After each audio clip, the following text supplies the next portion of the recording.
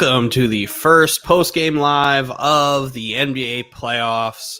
I am here. I'm Podcast Poppy. I'm Dylan. Knicks tape, baby. Here with this fucking loser. Knicks tape, baby. That fucking loser, Anthony. I'm here. Oh my god, I'm doing this all wrong. I never do this. I was this fucking loser, Anthony. Here. I got Mike here, chuckling and laughing as I'm struggling, just throwing off everything. Oh, Dylan, you want to start the show? Okay, yeah, sure, let's do it. Sure, let's go. I'm here. Welcome to Post Game Live, the Speaker on the Podcast. I'm your host, Big Mike. That's Podcast Poppy. That's the Snow King, Anthony. We are here after a great day one of the NBA playoffs. Knicks just got game one. We're not alone. We got a special guest all the way live from one of the five boroughs. Couch, my children. He's somewhere in the five. Go ahead. Let's say hi. She's miserable.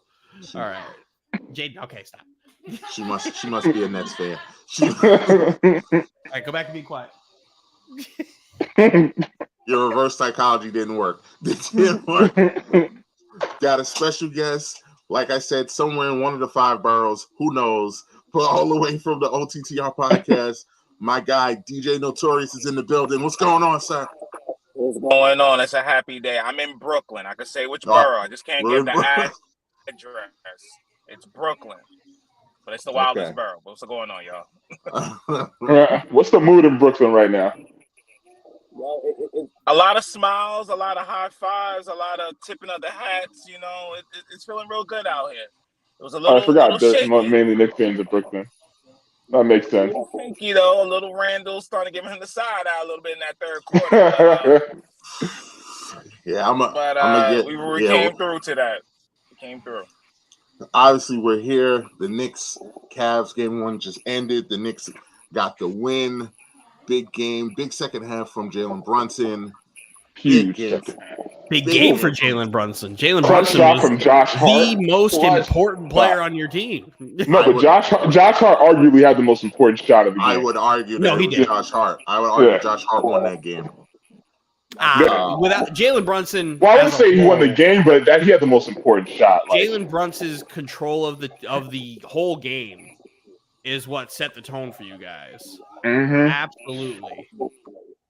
Like, he was unbelievable from tip off to end. Because Mitchell went a little cold in the third quarter. But, like, everybody went cold in the third quarter besides Brunson and Obi Toppin. That's right. Obi Toppin. Quality minutes. Mm-hmm. He gave quality minutes today. No, it was a really good game. It was a good game. It seemed like at first the Knicks would just keep getting 8-point leads and just not pull away at all. And just kept Cleveland along the whole game. And then Cleveland was like, we have Donovan Mitchell. And like literally, if anybody decided to score 20 points besides Donovan Mitchell, it would have been a big difference. But he was just unbelievable. That's a credit. That's a credit to us, though. We knew we weren't going to stop Mitchell. But we did a good job containing the other guys. You know, Garland only had like 17. Garland didn't take a shot in the second half. On Darius Garland, literally crossed half court trap. Yep. Off rip, I was like, oh, I know what type of game this is going to be. And it was that. And it was that. But shit, man, it was a good game. It was not without critiques, like the Knicks trying to blow it at the end. That 9-0 run had me sweating so hard. Knicks were trying their hardest to give that game away when Donovan Mitchell's diving on the floor to pass the ball to Cedi Osman for the layup. And just turnover after turnover after turnover. Oh my God. That's why that Josh Hart 3 was just so pivotal. That Josh Hart 3 was pivotal. Josh Hart was awesome all game, especially because you had guys like Randall who were just kind of chucking for a bit. It's because he was playing good, and then I literally saw it happening. He did this weird up and under reverse layup thing, and he thought he got fouled, and then he started yelling at the ref. When I saw him start yelling at the ref, I was like, oh no. He got emotional. He got emotional. He's a very emotional person. He just started doing dumb stuff. There was one possession where he did 3 absolutely idiotic things, and then he got bailed out because he got the handoff to Mitch for the dunk. But on that possession, he intercepted RJ's pass. He missed the layup, got the rebound. I forgot what he did. He missed the 3, got the rebound, was about to do something else dumb, and then just handed it off to Mitch and got a dunk. And I was just like, Lord, we should dodge the bullet, because he's trying everything in his power right now to get ran out of New York. Because RJ wasn't that better either. RJ was horrible. RJ had a bad game. I was screaming, get this bum off the court. Like I was the whole time I'm sitting mad. there, I'm like, I'm not sitting here plotting on RJ Barrett's downfall because I want to rub it in Mike's face. But I've been watching RJ Barrett preying on his downfall, so he can throw it in Mike's face. He had a bad game, and I was ready for you tonight too, Dylan, because Tyler Hero had a trash game last night. Listen, here's I was ready with me. But the RJ versus Tyler Hero argument will never die, because RJ is better than him. RJ's better than him. RJ's better than him. I will die on that hill. RJ's better than Tyler Hero. I will die on that hill. So I was all set, all ready to go. And then RJ came out and stunk up the joint. And I was just like, come on, man. RJ was horrendous. But the one thing I was I was like going to give him a break for was he didn't turn over the ball until the end of the game, where everybody was turning over the ball. And I was like, man, it's not that he had 10 turnovers or anything. It's just when he had that one. He bricked a few open layups, and I lost my mind. Like I lost my damn mind. I just like RJ Barrett's not good at finishing at the rim. No, and I agree. Listen, I agree. I conceded to you halfway through the season that you were completely right about RJ Barrett. Like, I've been off that train. I'm sorry. He did a good job. He did a good job defensively, though. He had a solid defensive game. And I don't think he's a good defender, but he had a good defensive game. He has the length on those guys. You have 2 shorter guards. You have to put that matchup on. Who are you yelling at? Choose for Jalen Brunson, because when he has those Grinches on, he just turns into like a whole nother person. And that whole second half, I was like, that's a Luka shot. That's a Luka shot. That's a Luka shot. Like, he learned that on a Friday morning shoot around. Like, what's going on here? He literally had his way in the second half of getting into the lane anytime he wanted to, and they just couldn't stop it. So, yeah, I was sitting here yelling because I was like, why are you settling with with Osman on you? Like, cook him every single time. Every time they want to put him on you, you cook him every time until they bring Donovan Mitchell or Garland back over there. Cook him every time. And boy, he cooked that man good. What are we doing? But I mean, that was a good game. I was surprised. I mean, Josh Hart played really well because I was surprised quickly didn't get back in. But I mean, it was working, so it wasn't offense that we need. It wasn't offense that we needed. It was defense, and I mean, it got shaky, but listen. A dub's a dub. Now Tuesday's going to be a tough game because I'm pretty sure Donovan Mitchell's going to try and go for 60 on Tuesday. So, well, we did benefit. We did benefit from their supporting cast going like literally ice cold like the end of the whole game. So that definitely helps out. I don't think I think Donovan Mitchell is still going to do the whole 38 points, 40. I was going to say, Mitchell's definitely going to do that every game. Yeah. He's going to do that every game. Yeah, he's going to do that every game. It's just a matter of can we contain the other people? Like, and that's what we did today. I don't know if Darius Garland's going to have another game like that. Like, he didn't have a bad game. He just didn't have a Darius Garland game. Yeah, he disappeared in the fourth quarter. Yeah, he disappeared. Yeah, no, he again, he didn't have a bad game. That's not a Darius Garland quality game. No, but we also have to take credit for that. We played well. Absolutely. But those are things that you can't Cleveland needs to make an adjustment there, and I think they will. And LeVert's got to do more off the bench. LeVert has to be the guy in Cleveland that's going to give you not 1 for 7. He can't give you that. He's a guy who can give you 15 to 20. And like I was saying to Mike a couple weeks ago, he's a guy who could explode randomly for 40. Like that's the guy you have to watch out for in those instances. And also Mobley can't just have 8 points. Hey, Dylan, surprised that Mobley with 8, but he was awesome defensively though. He was awesome. Like I love watching him play, man, because he's everywhere and he just affects everything. Because he's just got such long arms, and just watching him just contest shots and grab rebounds and block is just like so young. Like he's the guy you have to watch out for. Where it's like, oh, if he has like a breakout series, it could be over. This whole series could be over. I'm just worried about 2 things for the Knicks going into game 2. Obviously, Josh Hart needs to like sit off of that ankle for the next couple of days. Because he really took a hard spill there in that fourth quarter. And the Knicks, I need them, whether it's Mobley or Jared Allen, who looks like Cruz from Coach Carter. I'm sorry, he just does. But if they get in the lane and they're literally 5 feet away from the basket, like, don't, like, foul them. They're going to get the 2. Like, don't give them free points at the line. Even though Cleveland didn't hit free throws today, they're not going to miss those in game 2. And I expect that bench to play better. They're the home team. They should play better. They got to stop the bench in game 2. If they continue to do that, they're coming back to New York with a 2-0 lead, which is really, really good. But I'll even take the split at this point. I'll take the split too. Yeah, but to our credit, also, we won with a bad RJ Barrett and a sloppy Randall who did not play well to close the game. So, you know, we have things where we can say, hey, if these 2 things change, we can go back to MSG with a 2-0 lead. I'm not saying it's likely, but I'm saying most games with a bad RJ Barrett. That's not true. Stop it. You're ahead. I'm not gonna respond to that. That is a 9.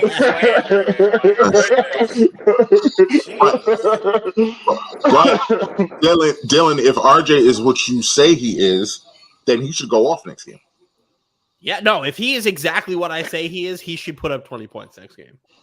Because I say that it's literally like there was like a 15-game stretch this year that me and Mike went through all of the Knicks games where RJ Barrett was like 40 points, 30 points, like one of those things. In the next game, 12. Yes. 30 points plus 9.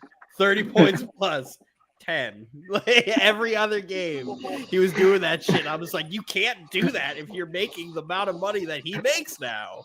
Like, you can't do that.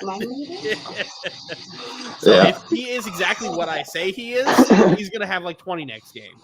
But if he has the same type of game that he had today in game 2, he's also what I say he is. Which is not very good. It's one game, though. Relax. Listen, man, I'm not going to take anything away from the Knicks. I said this in the group chat and pod. This is the most interesting series in the playoffs. This in the Warriors Kings series are the 2. I'll say in the East. The Heat, no. Anthony, I said the East. Have said the East. I said the East. Yeah. I think in the playoffs, like. I think the Knicks Cavs and the Warriors Kings are the 2 most interesting series in the playoffs. If Paul George was healthy, I would say the Clippers Suns series would be, but he's not healthy, so we can't account for any of that. But yeah.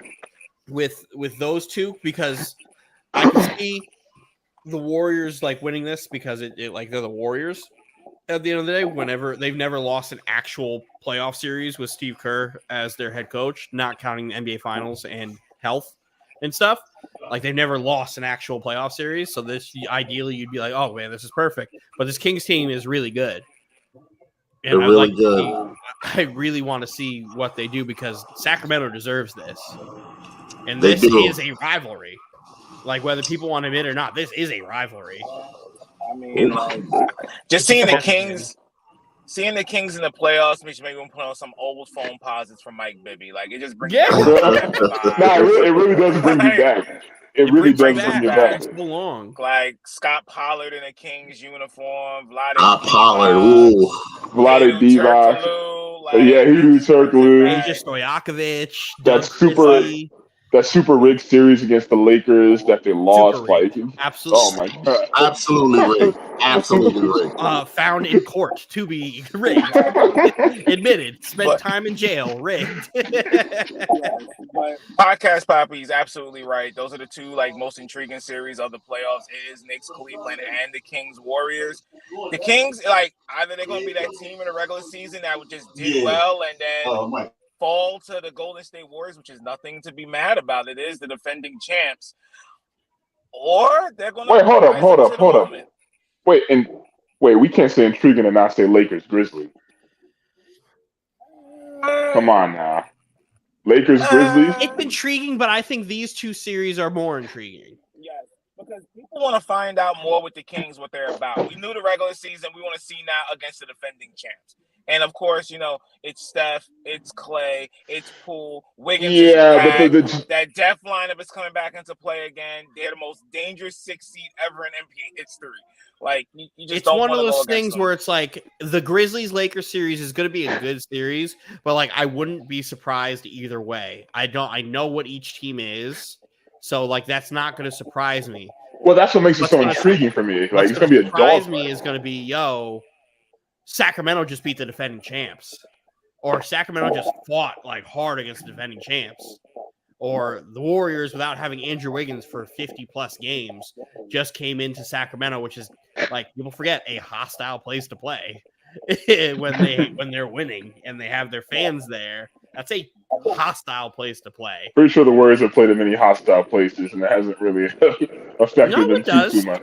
It does. They've won a bunch of titles, but you still have to go and win in those places. It's uncharted territory for a lot of these people because literally since Steph Curry has been in the NBA, the Kings have never been good. Literally never have been good. We're talking 15 years? Yeah. Like I said, I had to pull out some old phone posits to think of the Sacramento. So it's one of those intriguing things. None of these guys, LeBron is the only guy really left in this league who was around when the Kings were really in the playoffs. So nobody knows what Sacramento's like in the playoffs. None of these people know.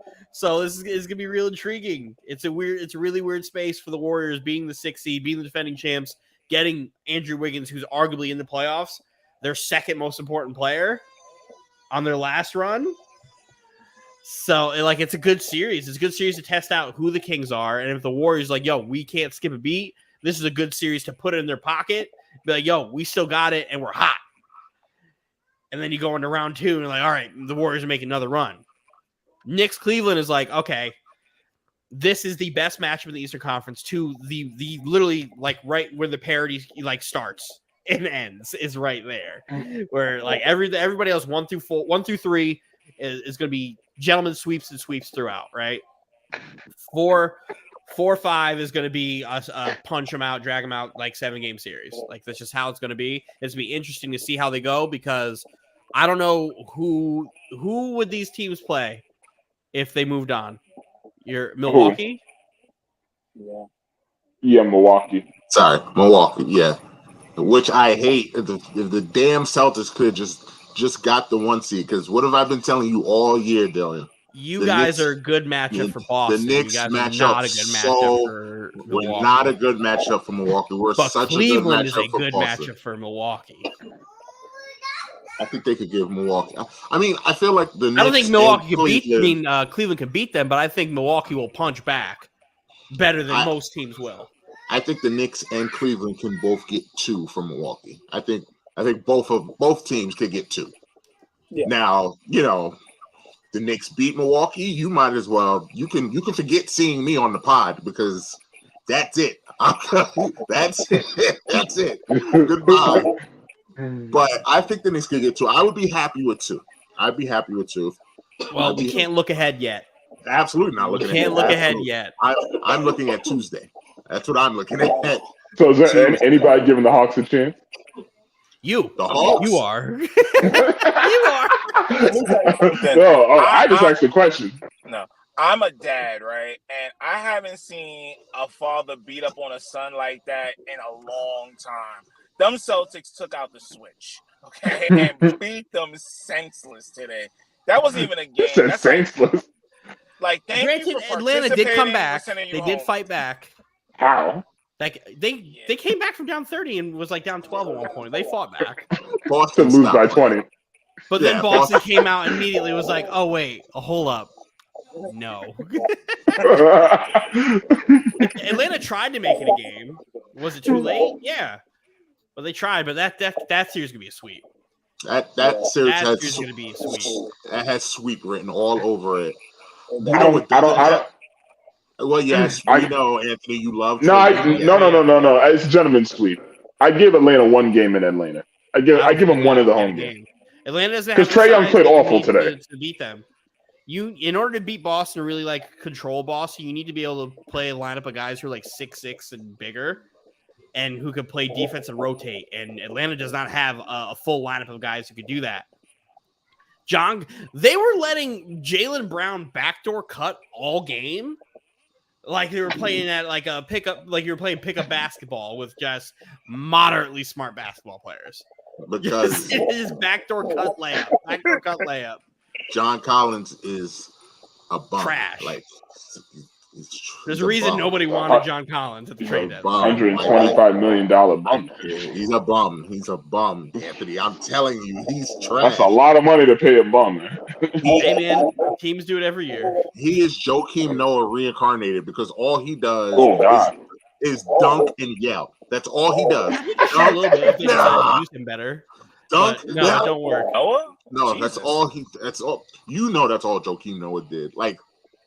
I was gonna go worse. I wasn't gonna say Joakim Noah. I call him the 1990s version of Charles Smith. I mean, I'd be with that too. Like John Collins. John Collins is a lost basketball player to me because I don't think he knows what he is. I don't think he understands what he is as a basketball player. And the funny thing is, if you get John Collins the right coach, though, that can figure it out, he could be lethal and knows how to put him in good spots. He could be. But Quinn Snyder's a good coach. That's why he just took over. So, like, I can't really give him anything. The Hawks' success is going to depend on whether Trae Young decides he wants to be coached or not. And I'm getting tired of watching him fight with these coaches when they're all like, "Yo, let DeJounte Murray handle the ball and just run around like you're Steph Curry." Like, I just don't get it. He doesn't want to do that. He wants to cook. He's I don't understand it. Like, you have the blueprint in Steph Curry, who is literally your play style, who is the best basketball player in the world at moving without the ball. Without the ball. And you don't want to do that because you just want to dribble, shoot. You can't help guys like that.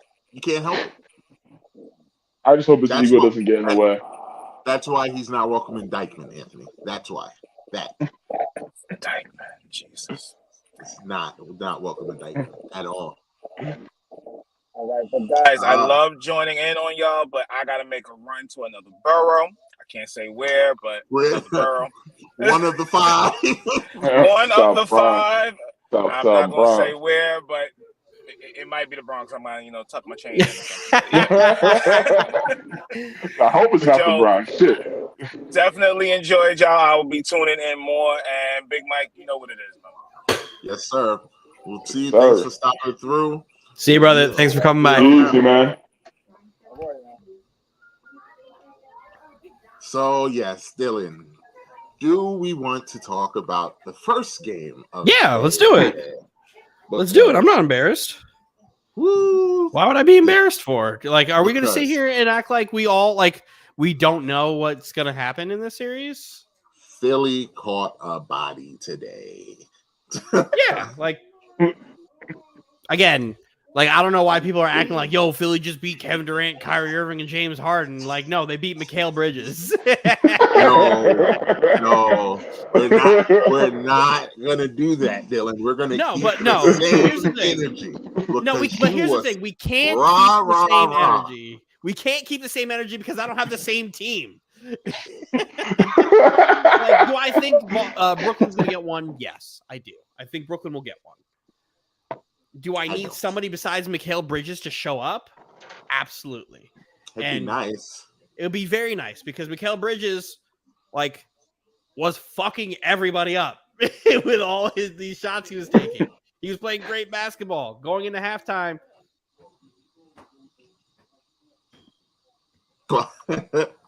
Going into halftime, the Nets being down, 8 to this team is like, okay, this is kind of you guys hung in there.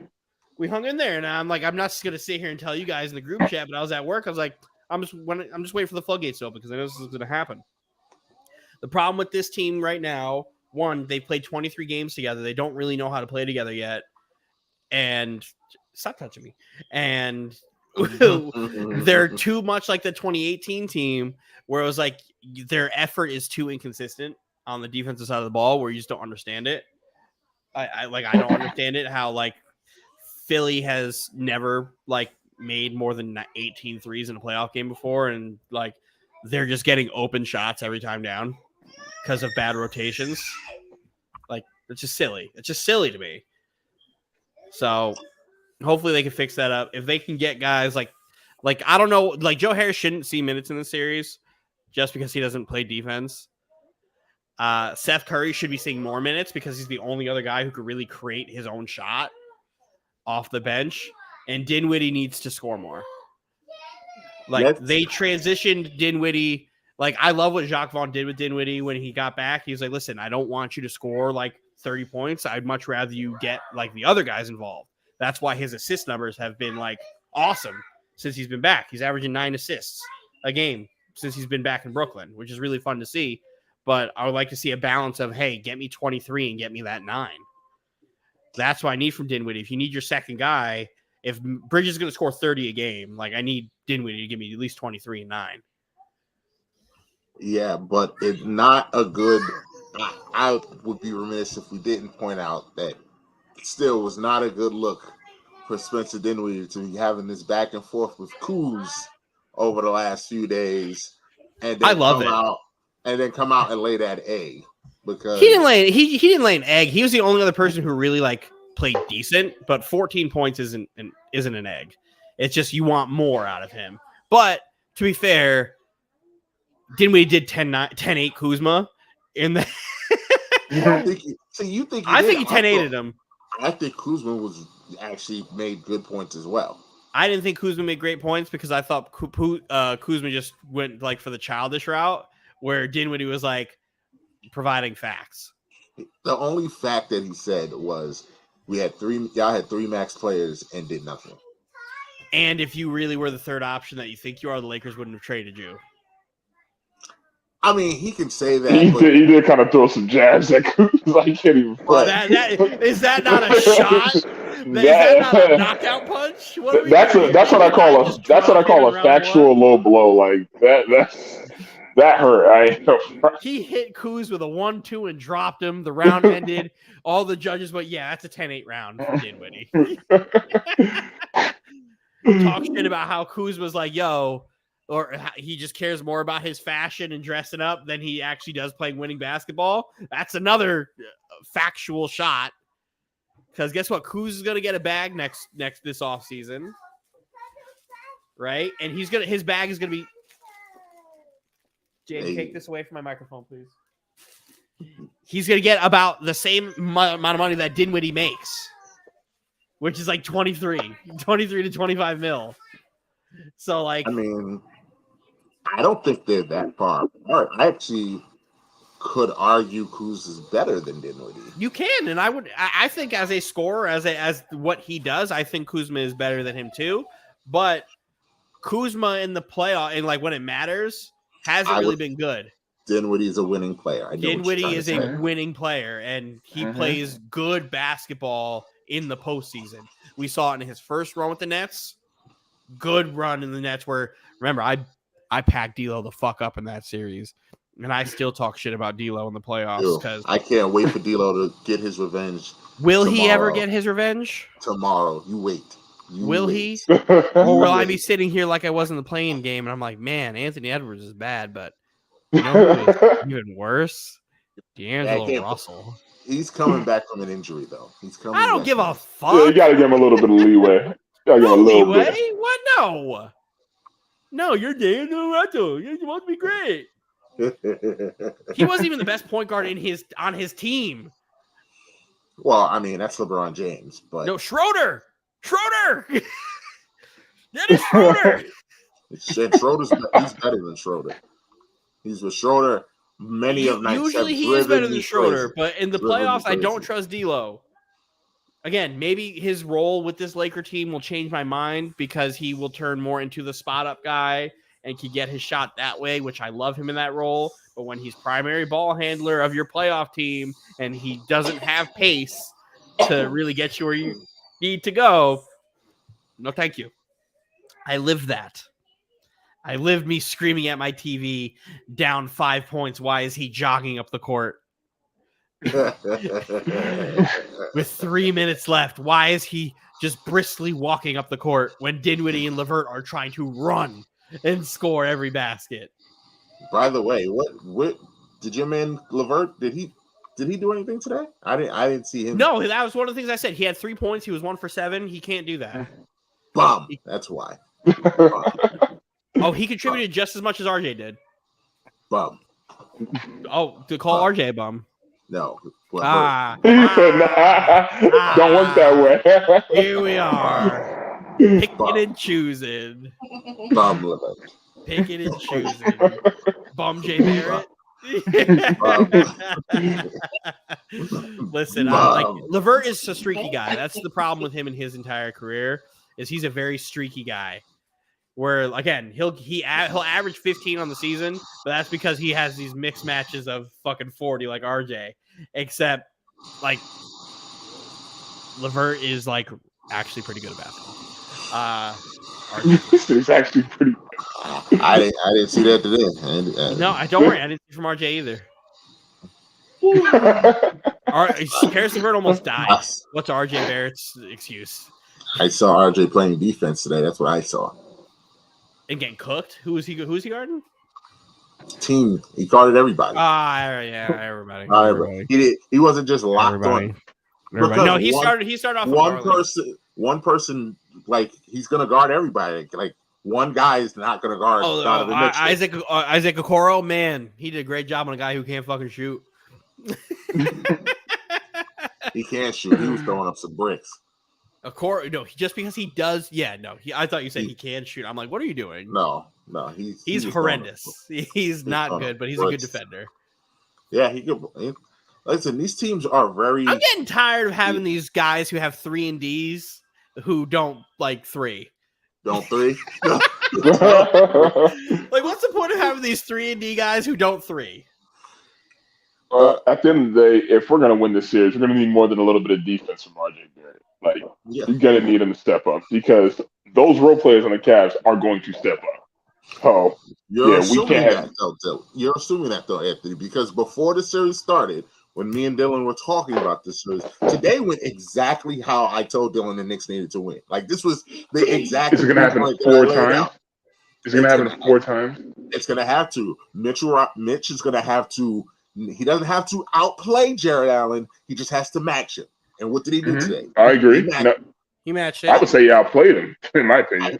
You can make I wouldn't. I mean, I wouldn't say that. I wouldn't say that. Jared Allen had a good game.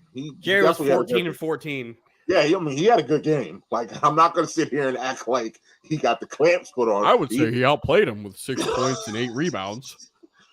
But he missed the numbers. And a minus 15. Mitch didn't play bad, though. Mitch did not play bad. No, he did not. He played his good Brandon.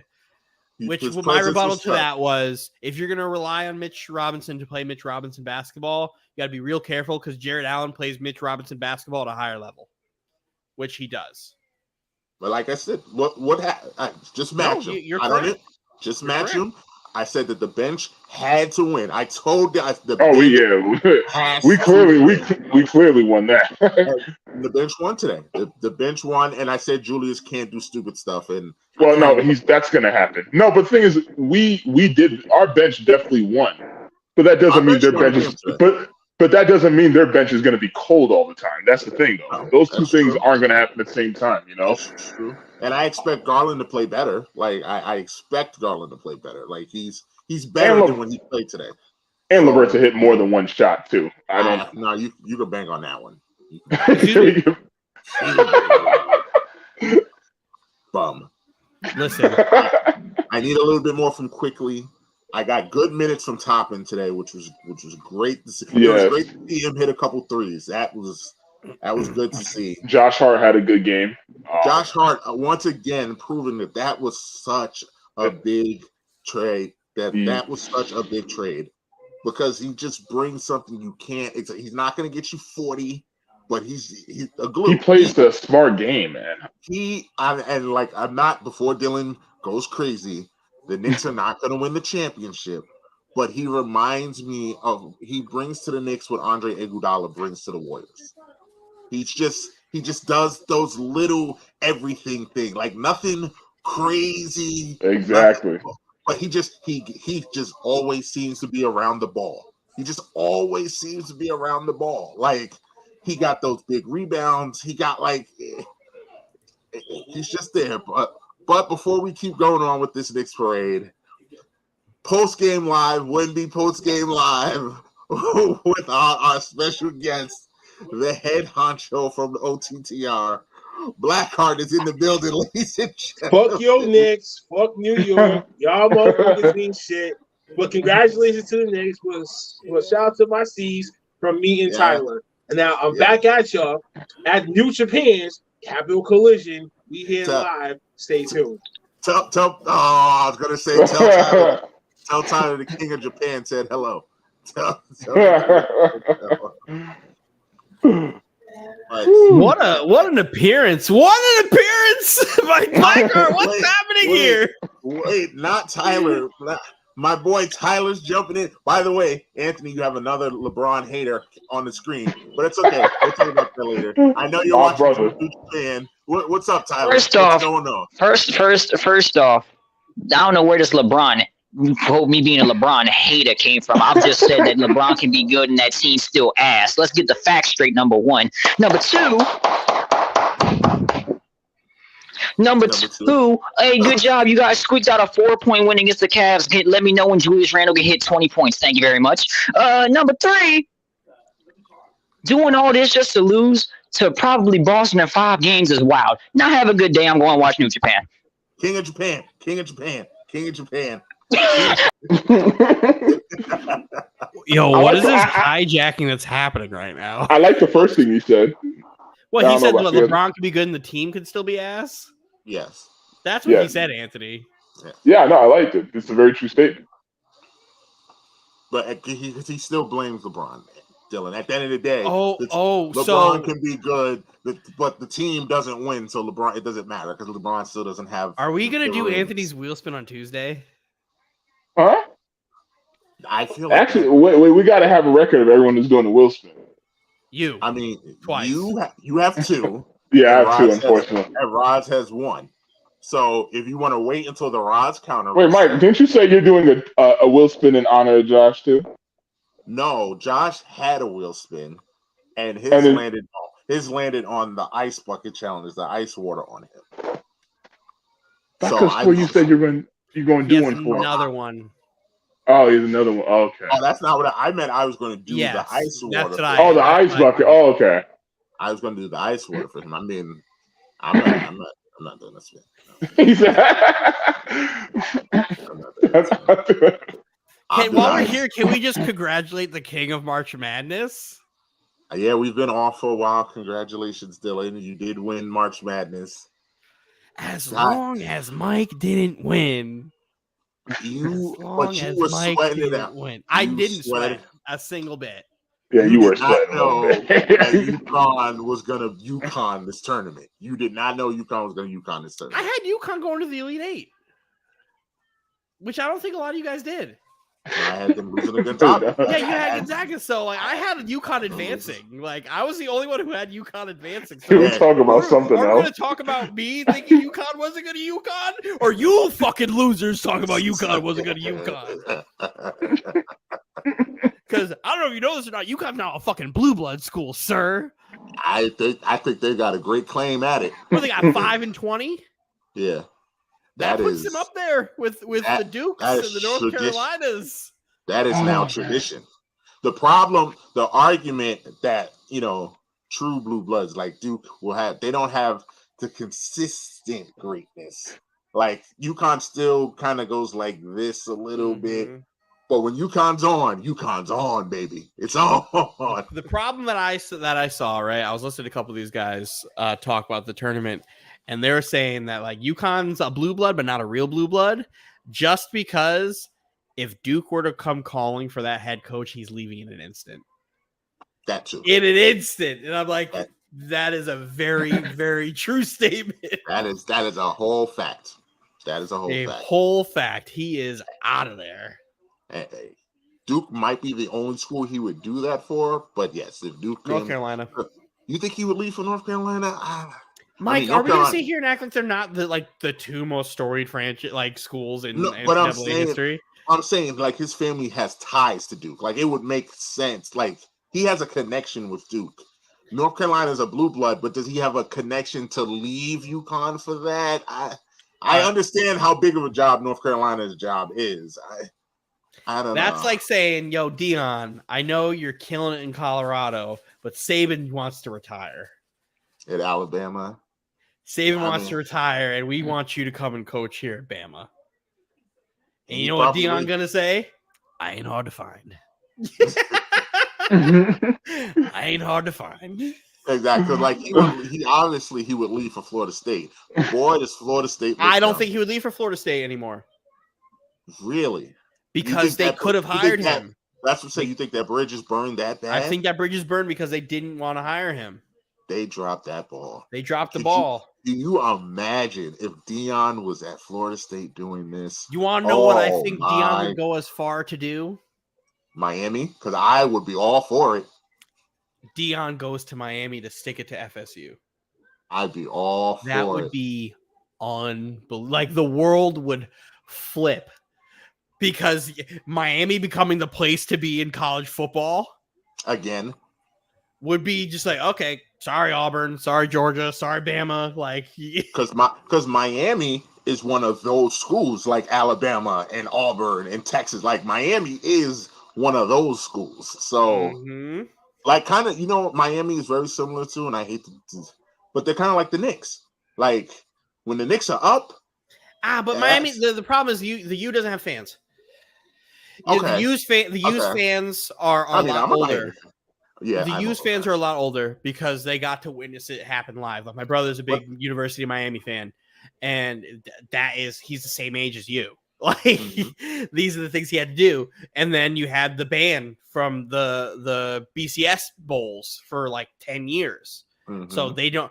Not a big college town. It's more of a party town. Not Miami. Miami's a horrible sports city. It's a horrible sports city.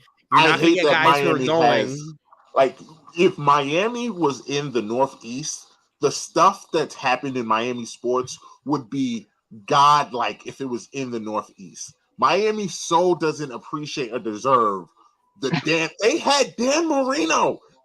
They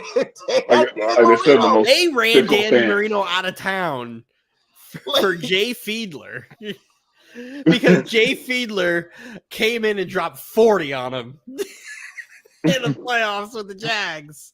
You have Dan Marino. You had the Hurricanes. Imagine if the Hurricanes were like in Penn State or like that area. The Marlins won a World Series in like 6 years of being in inception.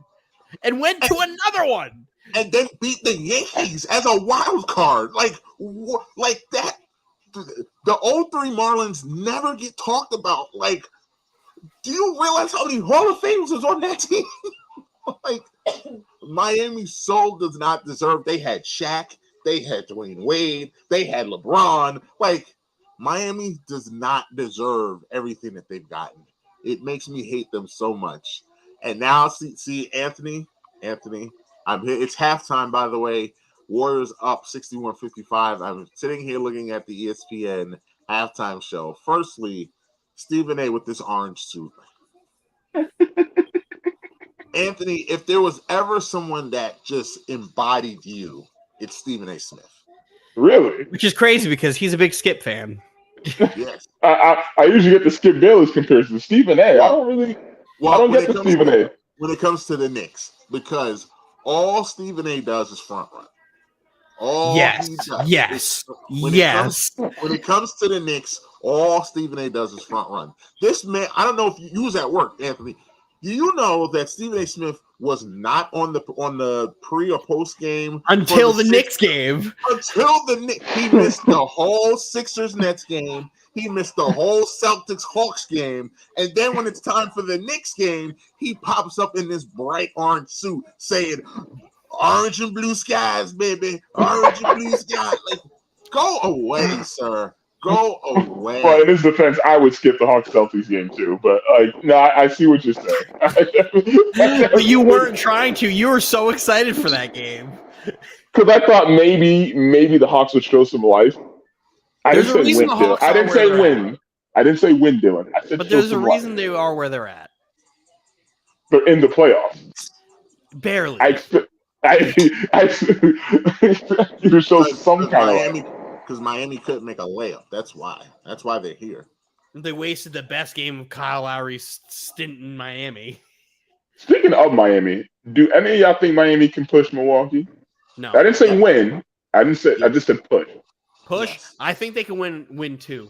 I really think that has to be perfect basketball. There's no way. Like, if they go, like, Bam Adebayo has to show up. My God. Fucking do something. Yeah, because I'm getting so tired of watching Bam Adebayo go 1 for 12 from the field, like 7 rebounds. Yeah, with 7 rebounds. Like, what are we fucking doing, Bam? Like, I don't know. Like, and it's weird second because play, and I literally sent that message. I'm like, so does Bam suck now or what? Like, when are we gonna call Bam washed? Like, I don't understand it. Because what the fuck happened to Bam? I know one thing. He better find it because Giannis is. Because Giannis is going to take his soul. Giannis will take his soul. Yes. With no. Lowry needs to show up too. Like, holy shit! It's going to take a whole team effort for my.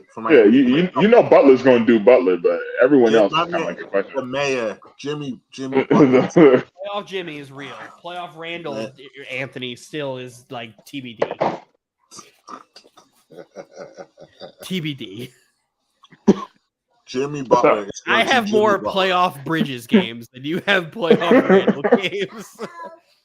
Randall played good for like the first 3 quarters. Then he got emotional and just started. That's the point. That, like, he really wasn't playing bad. Like, no, he was playing good. He wasn't. He had a really good first quarter. Like, Julius Randle does that thing where he sees somebody like playing really good on the other side, and he gets like mad. He's like, "Yo, no, I can do that." Yeah, but he doesn't channel that into his play, though. He sees Donovan Mitchell go get in his bag, and he's like, "I can get in my bag." Because he used to do that against Kevin Durant every single game. He would go against Kevin Durant, and Kevin Durant would just eat him alive, and he'd be like, "I could be Kevin Durant." He does that against Anthony Davis too. He sees Anthony Davis and just decides, you know what, I can do anything I want on the basketball court. I could fade away from 3. I got that. That's in my bag. Right, Tibbs, that's in my bag. Yo, Tibbs, that's in my bag. Tibbs ignoring him. Right. Shout out to Tibbs also. James was having a heart attack. Hit us with that text, and then Tibbs got lucky. Tibbs got lucky because if Randall didn't grab that rebound at the end of the game,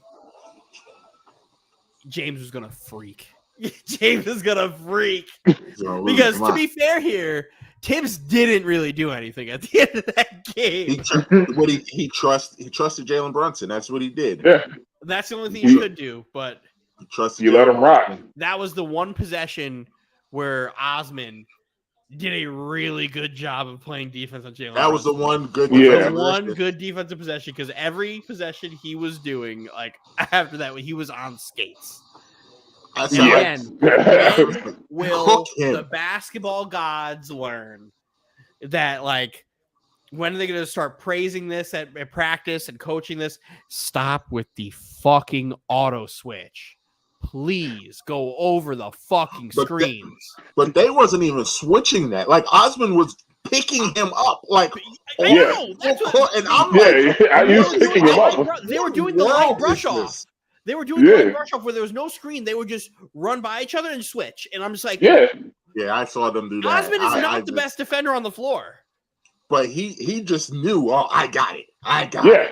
Did you see him foul Jalen Brunson over on the other side of the court, just bumping him for no? I'm like, what is happening right now? Like, Osman, just because you try to play defense doesn't mean you're good at it. What are we doing?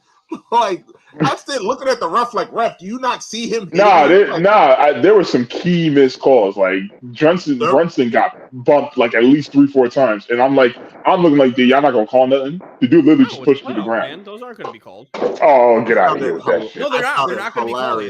It's selective, man. I found it hilarious that the Cleveland crowd was so upset with the refs. The Knicks were getting fouled all game. Like, yeah. You saw the coach was furious on one of those calls, and like you look at the replay, I'm like, dude, literally got smacked on the arm. Like, what's there to get mad about? On the basket, they're not going to call those though. The basket that Jalen Brunson made at the end of the game that put them up 4, he got fouled on. Yeah, he clearly got fouled on that shot. The playoffs are that one time of the year I have to like bite my tongue on officials because it's just like, okay, like I know this is not going to get called, so I need to stop complaining about it. Because there was a bunch of calls today on Bridges that I could have been like, oh my God. Like, stop. That wasn't going to make a difference. It could have. But at the time, it would have. Because what? That's a 6-point game when these penalties are happening. They're not calling. So, yeah, it could have made a difference. Like, what are we doing here? But, like, no, I'm not going to complain about it. Like, it is what it is. Like, it's just that time of the year where it's like, yeah, I watched Grant Williams put Kevin Durant in a full Nelson last year. Every game in the first round, and nothing got called. Like, it's okay. And I was sitting there and I was pounding the table. I'm like, when are they going to call a foul on Grant Williams, who literally has his arms wrapped around KD's waist? Like, he's practically picking him up. So you gotta pick and choose your battles with the officials here. Yeah. Because if KD is getting literally perfect plexed into the fucking paint and I'm not getting a call, you can't get Jalen Brunson getting slapped on the wrist. So, I mean, and to be fair, that dunk that I forgot who got the dunk at the end, towards the end of the game too. Julius Randle definitely fouled him on that dunk too, which made me upset too because we got away with that too. But like you said, it balances out. It balances out. Gets some here, gets some there. We're in the middle of the game, so the game's not over. So Anthony, are we doing anything with this Kings? No one took the bet. I like, why would we want to? Define what you want. Define this Kings bet to me. Do you think they're going to lose? Do you think they're going to get a sweep? No, the bet was I put out there that the Kings were going to lose in the first round. And I was like, okay, who wants to bet that? Who wants to bet that the Kings don't lose? Who wants to bet that the Kings win? That was essentially my bet. That was it. Yeah. And nobody wanted to take it because everyone thought the Kings were going to lose in the first round. So, yeah, that was that.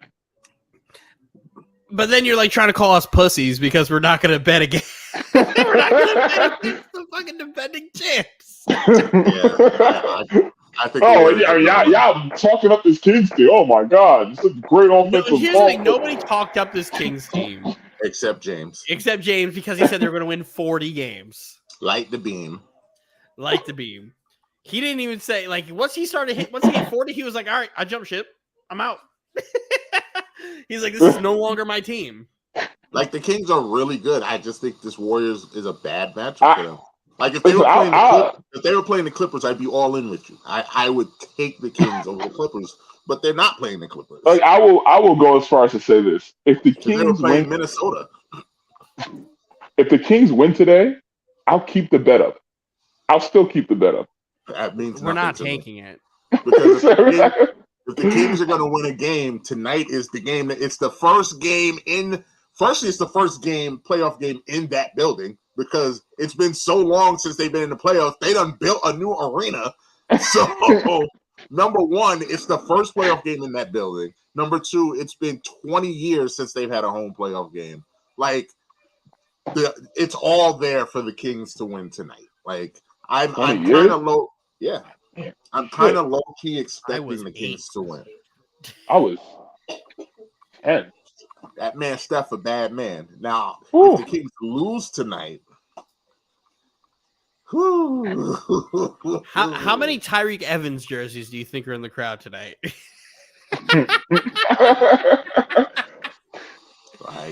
Like how many Tyreek Evans jerseys are we having? Because like what? It would be Tyreek Evans, it would be Boogie Cousins, Kevin Martin.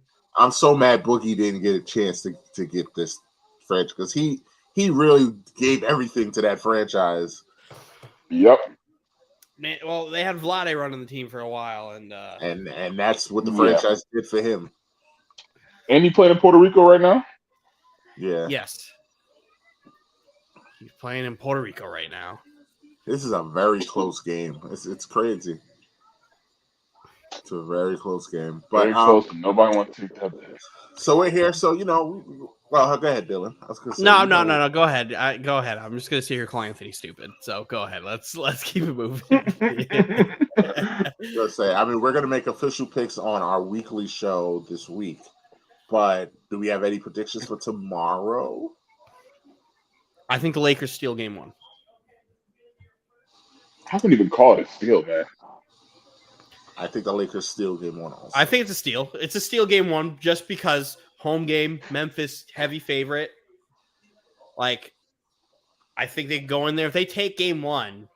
If they take game 1, that's going to hurt Memphis. I wouldn't be surprised if Memphis actually blew the Lakers out tomorrow because Memphis has been hearing – the only thing Memphis has been hearing since Wednesday is Lakers going to get them. Lakers going to get them. Lakers going to get them.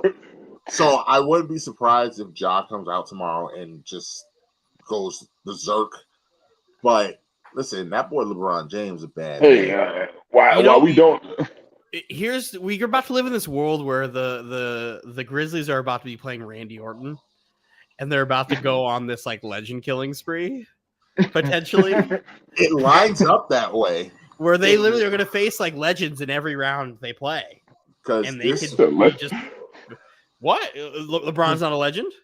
No, that's not what I'm saying. I just sounded funny. I had to think about like Randy Orton. Yeah, I forgot he's the legend killer. Legend killer. I'm so used to the Viper. Like I'm like, damn, yeah, he's the legend killer. There's a world where they could knock out the Lakers, the Warriors, then the Suns. Like that would be that would be legendary. If that is one of the honestly one of the best playoff runs ever.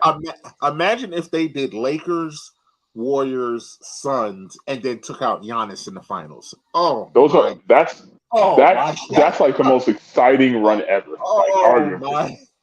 That's like because Boston's run last year was like that. Yeah, Boston had one of the best runs to the finals I've ever seen, where they actually played tough opponents every round.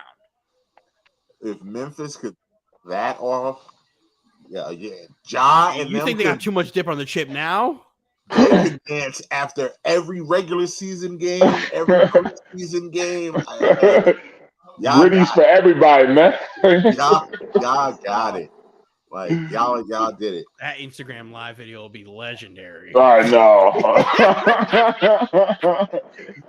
But the thing is, while the jury's still on playoff Randall, I mean, I think we already know what playoff Bron is capable of. Like that's why it's hard for me to, What's he capable of, Anthony?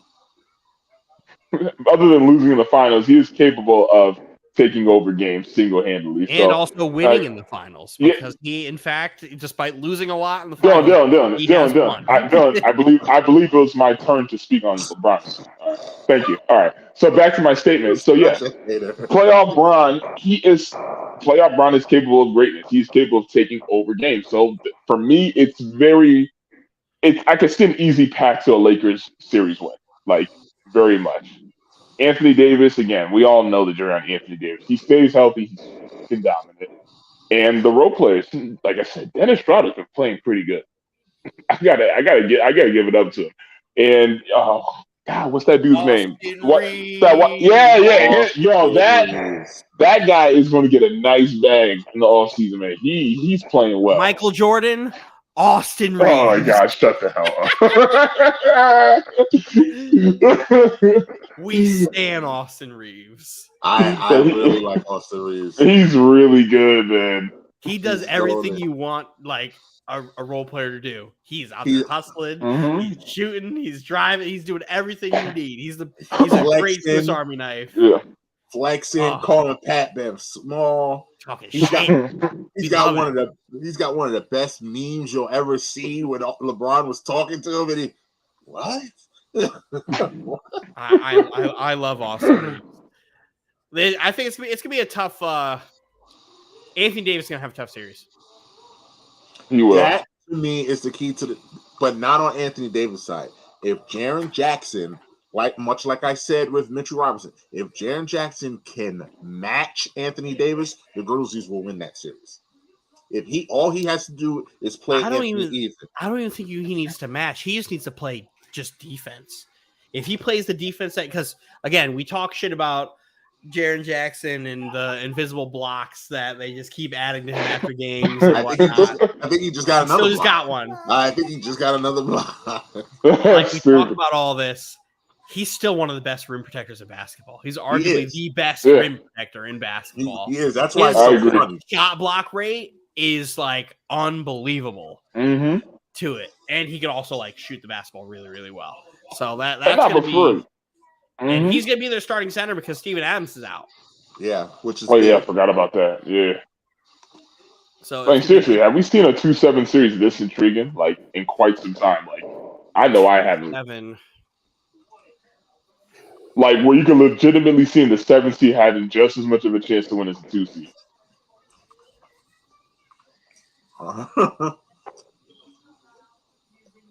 You know who that is, Anthony? I can't. That's Mega Man. Oh God. It's Mega Man X. Remember when we packed up Metal Gear Solid? I think you hurt Mike's feelings more than mine. I have my green screen set up. It's just not here right now. I'll be debuting it on Tuesday's show. But yeah, that's where it's just this whoopee cushion is green. Mega Man X really packed the Metal Gear Solid. Yeah, how did that shit happen? All right, go sit. The same way Macho Man won. Oh yeah, that's right. Yeah. Lobbyist. That's how. Lobbyist. If I put my mind to anything. Lobbyist. Anything is possible. I am your proof. Are the Lakers the only road team that will win tomorrow that we're predicting? Oh, let me see the slate. Yeah, what's this? It's all the West games and Milwaukee, Miami.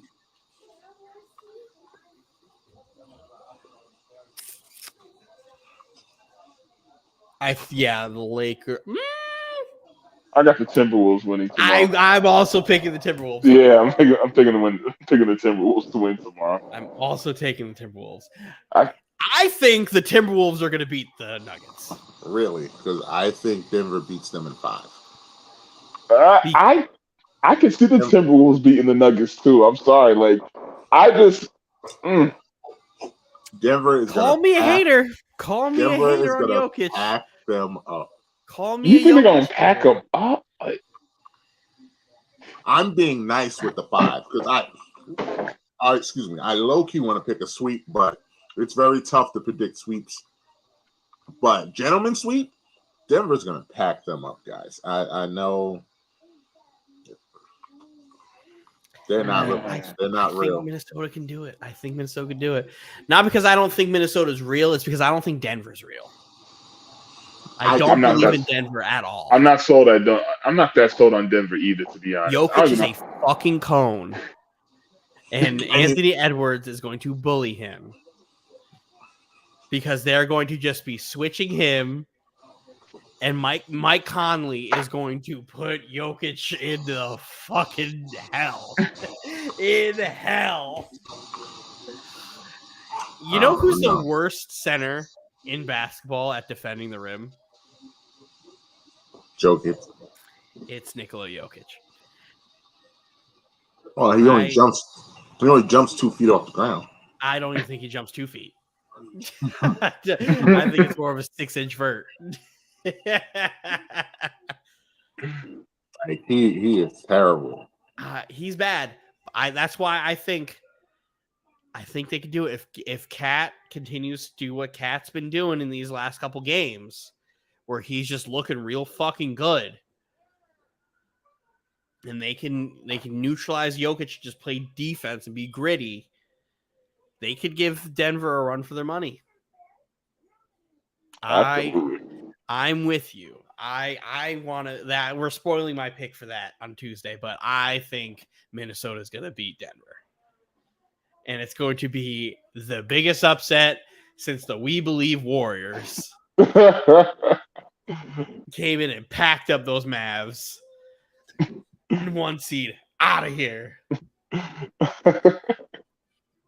Can't fucking wait. And then what time is that game tomorrow? That game is like at 10:30. 10:30. It's crazy that Sunday gets the 10:30 game. Yeah. But our last game is right now. 10:30. Dog shit NBA. What about the young kids who want to watch playoff basketball before going back to school? I'm off on Monday, so I don't fucking care. But like, and I'll watch it anyway because I'm a grown ass man and I stay up past my bedtime all the time.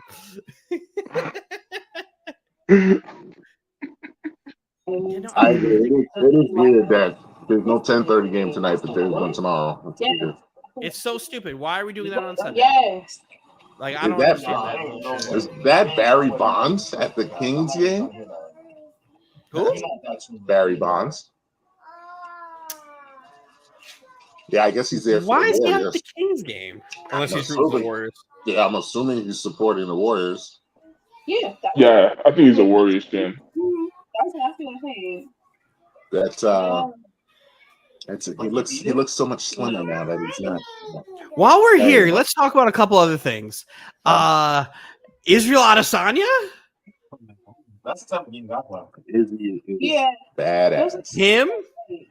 Like that. Him? That's the candidate. That's Jorge Masvidal? Not him? Not him? Never meet your idols. Never meet your idols. Mega Man? Him? Not him. Him. Oh, Not him. Not him. She's like downloading and premiering now. So Have Jaden sit on him. Hey. Go get Jaden. Yes. What was I about to say? Jaden, let you sit on it. Masvidal just was. Mila, move it over. Move it in the middle. He was my guy until he got on that microphone, and it just Let's go, Brandon. It just always. Jaden, do it. What are you setting your kids up to do? I feel evil coming from you. The whoopee cushion's not working on the couch. Oh, see, I knew it. I felt evil coming from you. Put it on the floor. Put it on the floor. Mila, put the whoopee cushion on the floor. All right, Jaden, sit on it.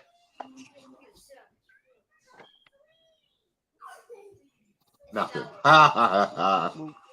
so weak. Give me. It did not work really Okay, well. all right. Mila, you're gonna sit on it, okay? For the people. For the people.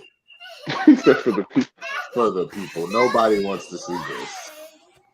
All right, Jaden, put it on the floor.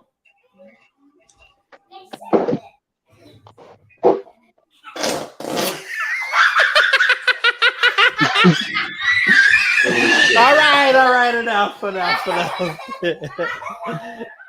You're having too much fun over there. But, Hey, relax. You're doing too much. I let you have a little bit of fun. Shout out to Izzy for uncocking that lethal right hand. And then immediately trolling Pereira's son. Yes. Which is my favorite moment of the night. That Went, definitely found his just- son. You. Let me give you this L that you've been waiting for over 5 years in the making. Shit like that. as his son's in the crowd crying. Oh, that was disrespectful. I saw that. Good. We love that. I like the petty. That kid deserves it.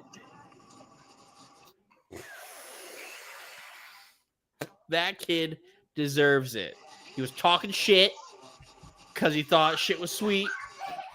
And the second, no, don't do it again. The second he thinks he got it, your dad got knocked the fuck out. Now he's going to leave the division. Now he's going to leave the division because it's miserable for Pereira to fucking cut weight. Yeah. So he's going to be at 205. Hey, cut the shit. Where he should have been to begin with anyway. Yeah, well, you guys are making too much noise. Stop it. Go back to watching TV, girl. I like you guys better when you're quiet. Good. Look at them watching TV. Look at the being good kids. The Kings are missing bunnies around the rim. It's good. What, like, how am I supposed to pick against this Warriors team against a team that's missing wide open shots? Call it a bet, man. They're just not ready. Yeah, and it's called being a smart. You have a gambling problem, called 1-800-GAMBLER. Because now you're trying to make us to make stupid bets. Sometimes you gotta bet on blind faith. Just like James trying to gaslight me into taking that shitty bet. Like, bet me sweep for sweep. No. I would say, which, by the way, you would have lost today. I would have lost immediately.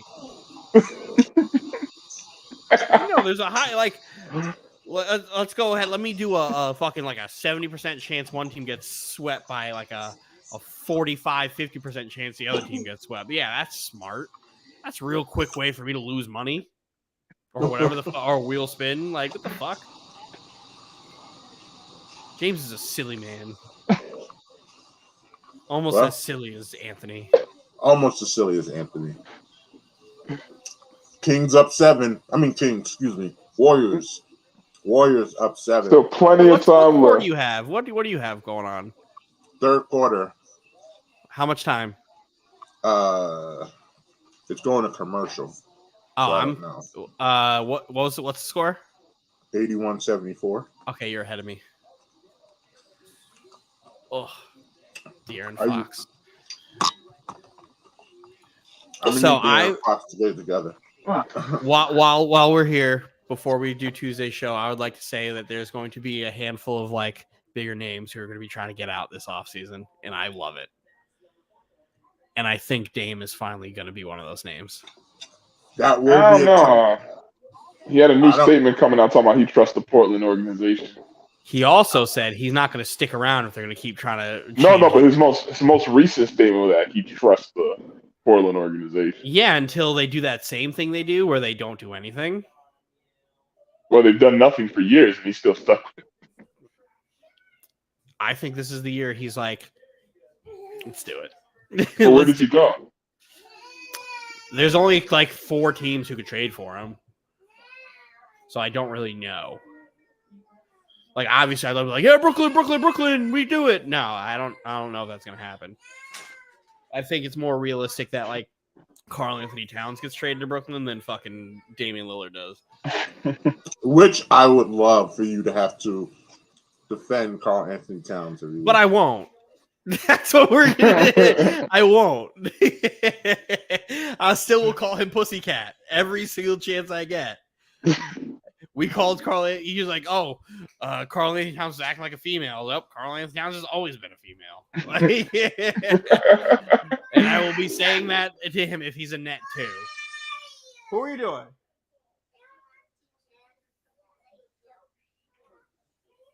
So yeah, I think there's a higher chance that Cat gets traded to us than Dame, even though I'd love for Dame to come here, because then I would immediately talk shit on you guys. Mm-hmm. I mean, I would take Cat. I would take Dame. I think Beal's still not ready to pull the trigger yet. Nope. Even though he loves his money. But he got his money, Anthony. Now he got his money. I don't think he's ready to pull the trigger and be like, he don't want to be the man. I think I'm done. I think I'm He done. don't wanna be... Even though he be being mad as hell in these exit interviews. Yep. Every year he's mad at the exit interview, but every year does the same thing. Every year, what is he mad for? Like, he's like, oh, we just didn't have enough to get it done again this year, guys. No shit. We just don't have the pieces around us. 3 max guys. 3 max guys. Who's the other max? Porzingis. No, but who's no? I know he's max. Who's the other? Porzingis. Oh, okay. Boy, do the Knicks look like the Knicks look like geniuses there, don't they? Yes, they do. But hey, you live and learn. Also, fuck you, Roz. Oh. Roz gaslighting me the whole Knicks game. I enjoyed it because that kept y'all attention off the Knicks game. I could just watch the game in peace. Y'all arguing about He nothing. was pissing me off. Just I wish he was on the pod right now. Oh, I was ready to call him. I was ready to call the group chat and start screaming. Because he was legitimately like, I'm sitting there, I'm like, no, you're actually pissing me off right now. What was he doing? He kept jumping from topic to topic while we were arguing about something. Anthony, they were arguing about whether or not the Sixers won the Ben Simmons trade. And Dylan will just not let it go. No, I never said that we didn't lose the trade. I just asked if Philly gets bumped and James Harden leaves Philly, did the Nets still lose the Ben Simmons trade? Because now the person that Philly just traded Ben Simmons and all those picks for is no longer there. That makes sense. Y'all still lost the trade. Okay, like it's fine. And then Roz started going crazy about how it's like the circus and blah blah. And I'm sitting here, I'm like, you do the circus every time. I was like, your superpower of hindsight doesn't work here. Like, if you get Kevin Durant, Kyrie Irving, and James Harden, you do that every single time. Every time. And then when I said, if COVID didn't happen, there'd be a different outlook because then Kyrie doesn't have the whole can't play basketball thing. And then James Harden doesn't just like start quitting basketball games like live. And then you probably get like one more year out of it before Kyrie Irving eventually became Kyrie Irving.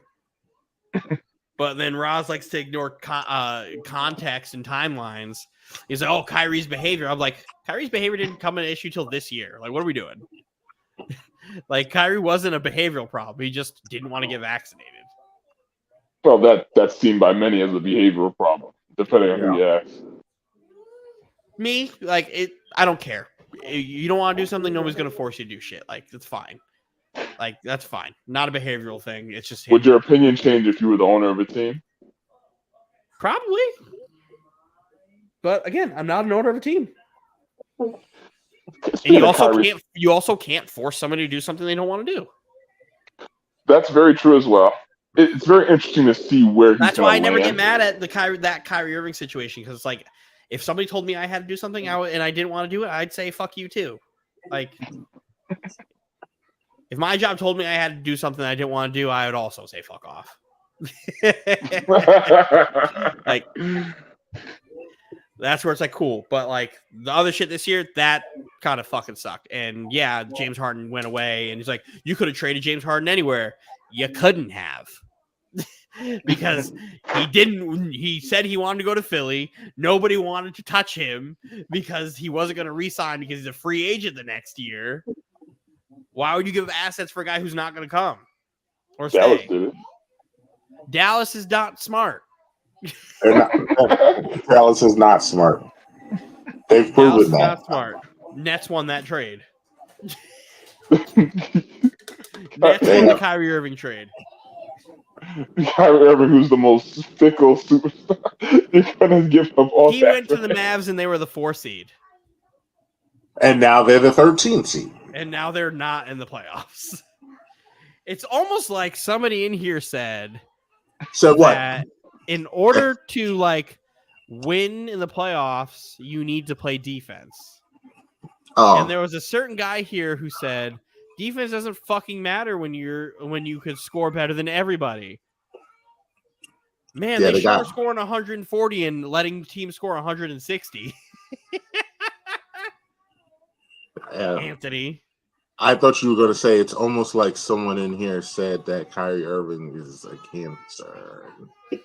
I definitely wouldn't say like there's definitely more problems than the Kyrie Irving thing. I like to in jest say that because I think it's funny, but like it's the front office's problem for getting rid of the team's best defenders.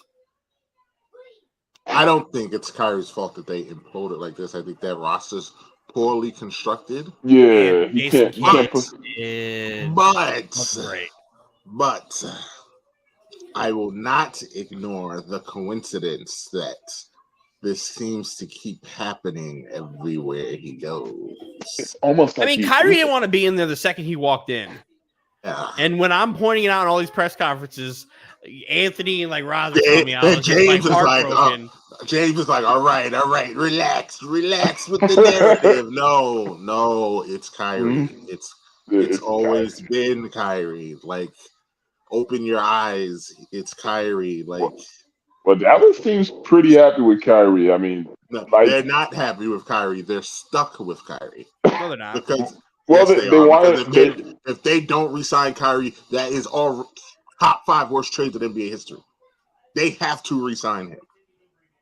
Well, Kyrie's going to want. And they do, Dylan. They have they to do. re-sign him. But if you're Mark Cuban, are you really giving him 4? That's why I think that's why it's so intriguing. That's why it's so intriguing. He's actually eligible for 5 years, and I believe that's $272 million. He could have only gotten 5 from us. Listen, Anthony, no. From what I read, Dallas said they could sign him. Everybody out there watching, anyone watching, I'm willing to bet right now, live on this show, the entire propriety of this Speak On It podcast, that Kyrie Irving will not get a Supermax contract. Oh, I also agree. I will bet anything you want. The $1 billion that Charles Barkley bet Shaquille O'Neal on Wednesday, I will double that. Kyrie Irving is not getting a 5-year, $250 million. He just wanted the Nets to offer him 272. He just wanted the Nets to offer him 4, and the Nets 4 years, $210 million. He's not getting it, Anthony. He's not getting it. He's gonna want. No, but the thing is, he's gonna want it. He's going to want it. I want $1 million. Yeah, there's a lot of things I want too. I want the Nets to win this playoff series. But who has more leverage in this situation? The teams, not Kyrie Irving. Kyrie Irving's but just like Mike said, they gave all those asses away for a Kyrie rental. They don't want to look stupid. If he goes into the office and says, "Hey, I want this dollar amount," Dylan, can Dallas really just say "fuck off"? Yeah, I think Kyrie does have some leverage there. You would think that Kyrie has leverage there. I don't think he has any, because the team can literally say, "Cool, where do you want to go then? Find me a team that'll give you 5 years, and we'll send you there, and we'll recoup what we can, because we could give you what they can't. If they have the bird rights to give a supermax, and there's a team willing to do supermax, but can't because they don't have the bird rights. Okay, cool. We'll sign you and trade you. Like, you go find that." But regardless, no one's signing Kyrie for more than 3 years. I think he's only getting 2. And when it happens and Kyrie gets 2 years, I'm calling Roz immediately so I could talk shit to him, because of the night Kyrie got traded. And he was like, "How do you not give Kyrie 4 years? You should have just gave him 4 years." Nobody's going to give him 4 years because he doesn't play basketball. That's why you don't give him 4 years. That's why you put that stipulation in his contract. There's a reason Zion's contract has weight stipulations. There's a reason, for these things. If something's a problem, you make it a stipulation in the contract to correct that problem. And because but it's an outlaw contract, the CBA would not allow that. The CBA would absolutely allow that, and the Players Association would absolutely allow that. Because it's better for basketball if Kyrie Irving plays basketball. Yeah, it's great when he's on the court. If I'm the Mavs, I just make the dude happy. Make the brother happy. Give him what he needs to stay. Nets tried that. It didn't work well. It didn't work. Hey, fuck it. Maybe some new scenery might help. Like shit. Dallas is a little bit different than Brooklyn, man. I'm Anthony. Let me put it this way: when you have a team willing to just bend for you, bend the knee, because that's what the Nets did. For you. That's what the Nets did. Which is exactly what the Nets did. How can you go to another team and expect the same thing, and it didn't work out? But y'all didn't give him the money he was looking for, though, because that was part of the issue too he had with y'all. The Nets were going to give him a 2-year max. He didn't want 2 years. Yeah. And he got offended by it. Yeah. And then he told us, okay, fine, if you don't trade me, I'll play out the rest of the season. Like, okay, cool. Then we'll just play out and then we'll figure it out, because the Nets weren't ready to negotiate with him because he was like a month removed from all his suspension and stuff. And they're like, you're on your best behavior for a month and you expect us to just think, man, let's give him 4 years. Like, that's going to be something. And then what happens? You sign his contract and something else happens. So it's like, okay, how can we do that? The Nets wanted to wait until the offseason. And he's like, no, we're doing it now. And then once they like, okay, we're not going to move you. We're just going to wait. Okay, no, then I'm not going to play. You need to trade me. So he went back on his original word to do it. So it's like, all right, he's burning bridges. And again, it's one of those situations where it's his money, so he's got a right to do that. But he's got a right to do that. But it's almost like he's being selfish. That is an instance where he was being selfish. Yes, but I also think that if Kevin Durant doesn't get hurt, that doesn't happen. I'm of that belief.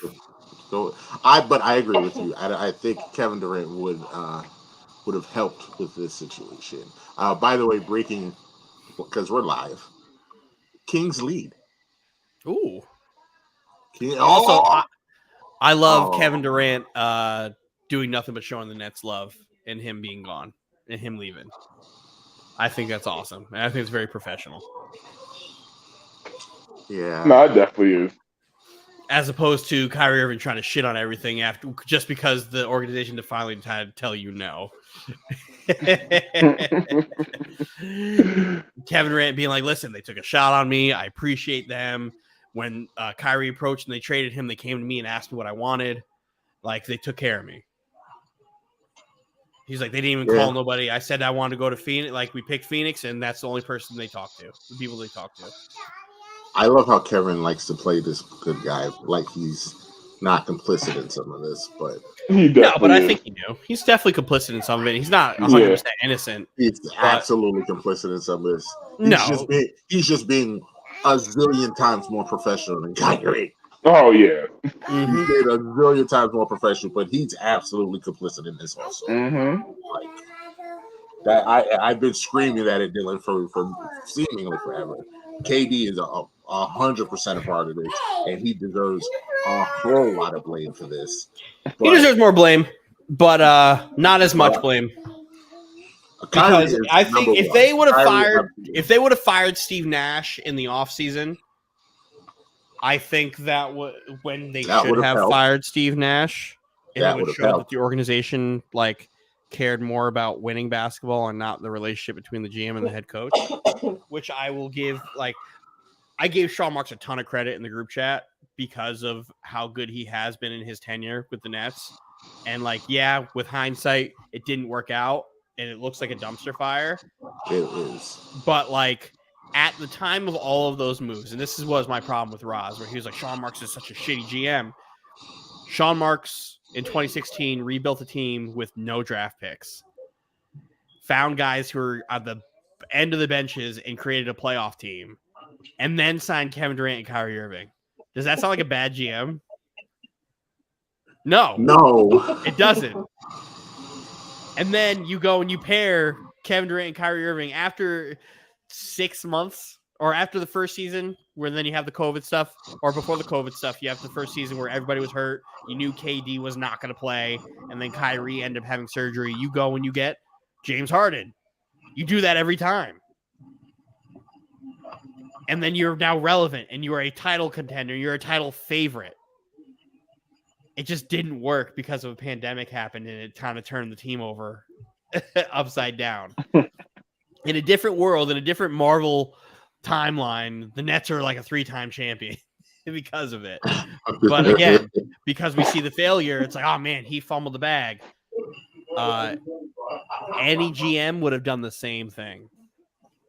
Any GM would have did the same thing.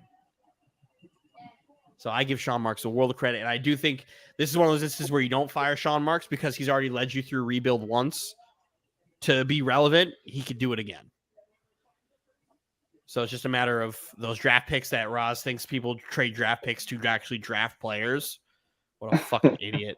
And you don't trade for all these draft picks to draft the players. You trade for all these draft picks for when your team kind of like catches fire and you like build a young hot team like the Thunder currently have, or you could go and find one of those superstars who's trying to get out and you trade all those draft picks for that superstar.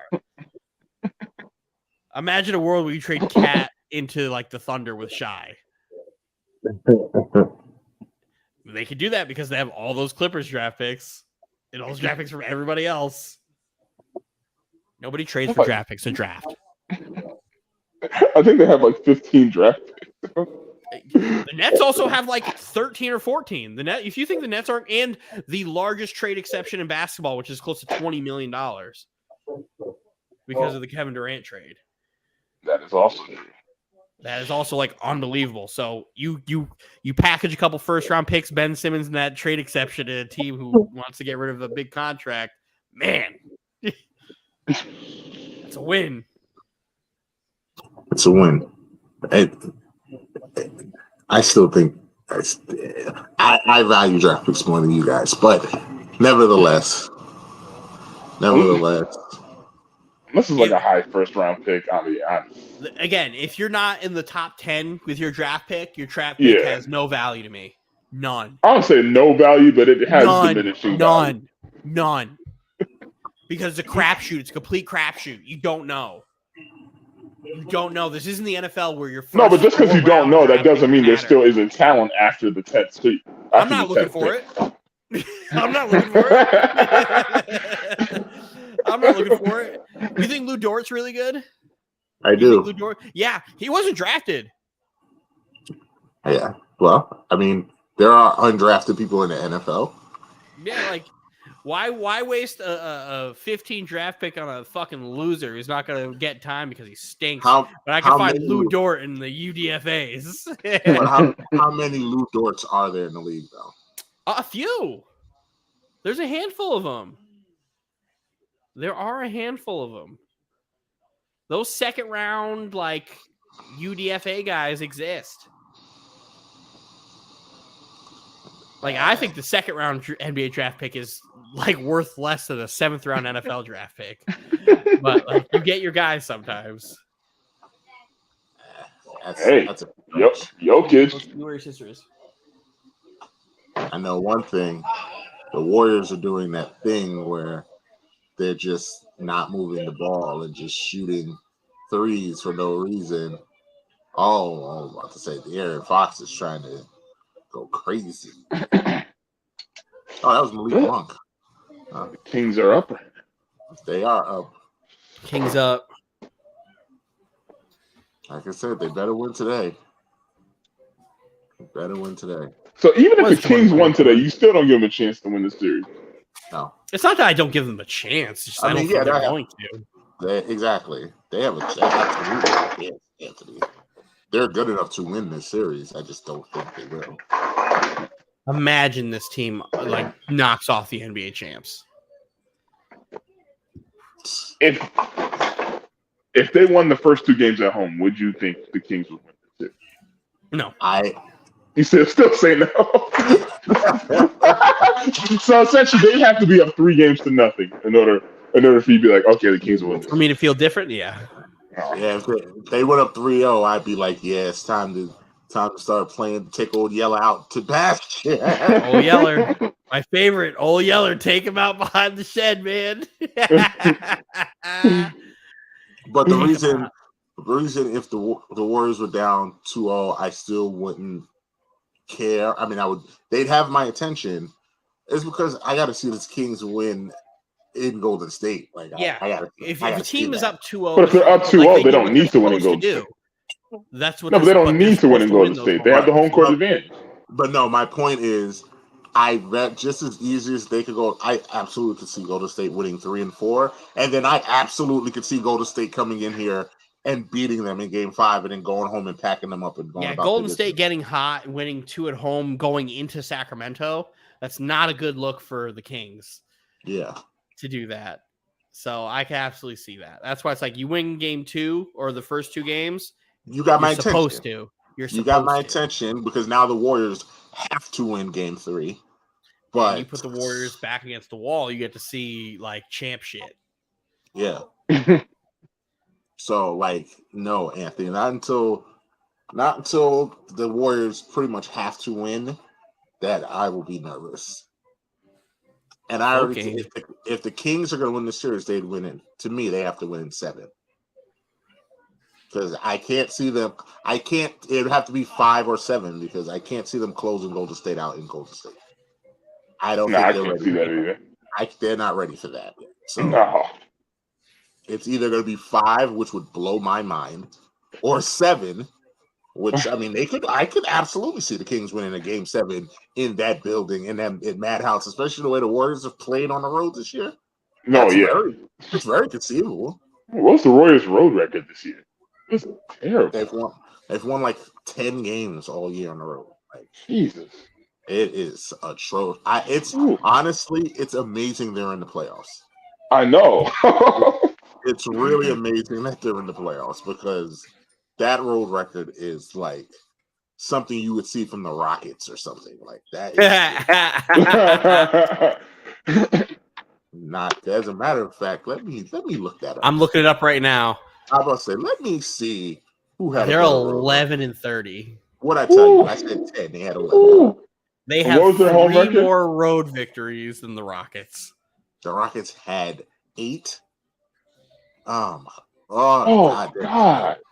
The Rockets are but the Warriors are like 1, 2, the 3rd best home team in basketball. What was their home record?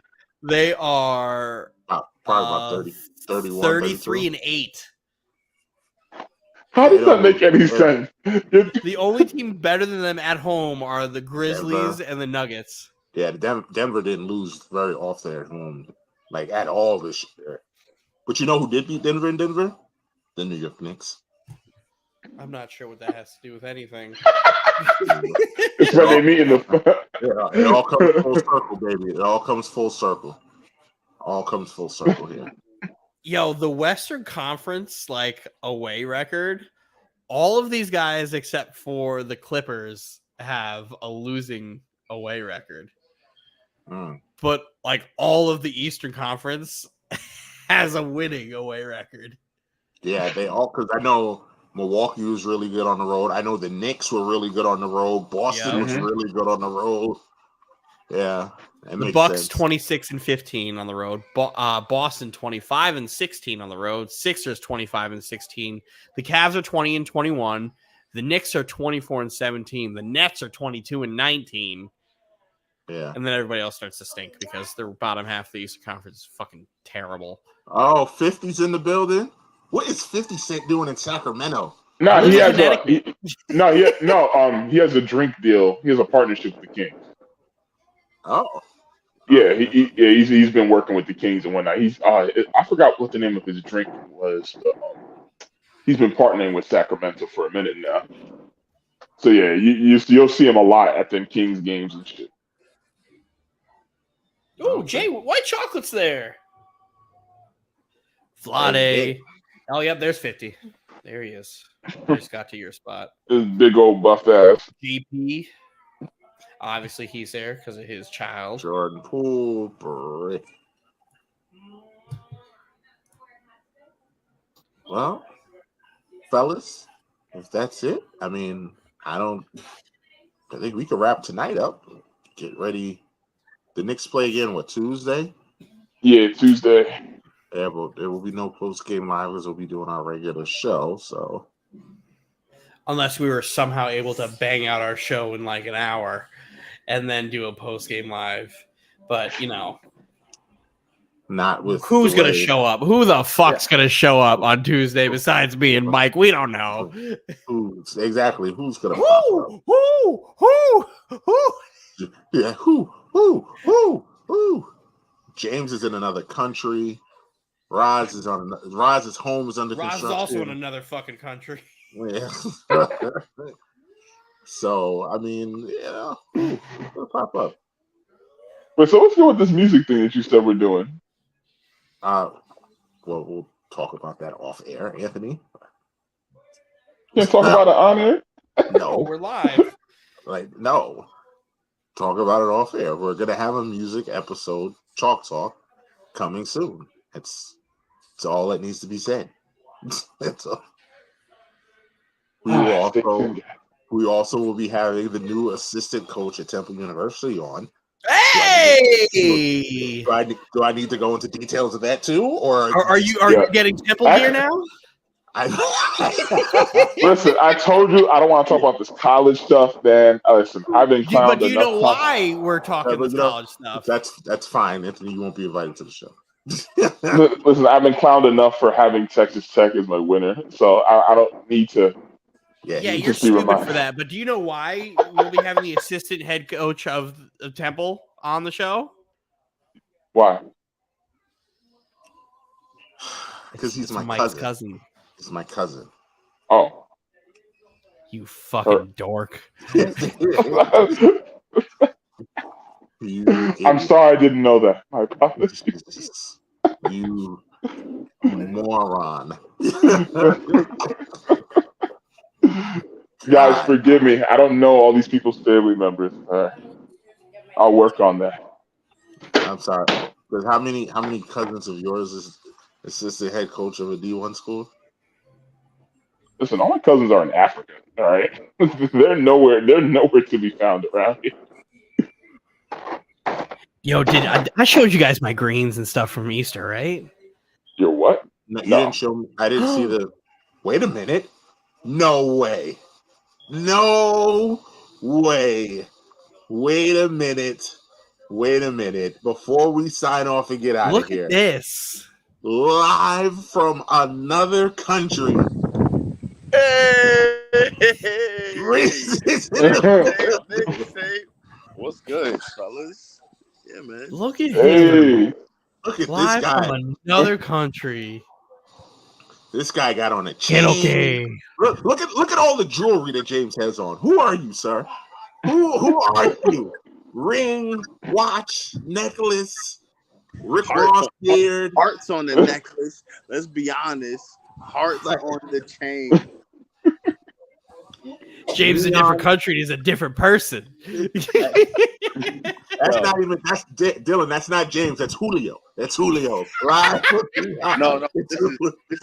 This is Jaime. This is Jaime. Jaime live from DR. Knicks tape. I would say, did you want to say Knicks tape? Did you watch the game? I did watch the game. How do you think he hit us with that Tibbs line, huh? Yeah, I was watching full effect. Tibbs was wilding. We almost lost the game because he didn't want to make any late game adjustments, like always.